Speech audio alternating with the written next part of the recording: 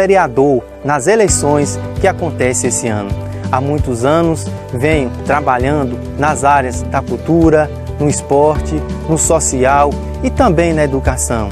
Acredito que tenho potencial e qualificações para ser muito mais atuante.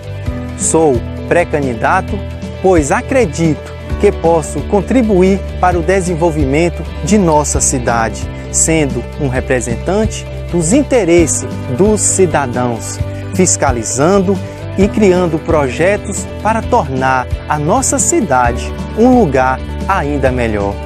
Nos acompanhe nas redes sociais, conheça mais sobre a minha história, os nossos projetos.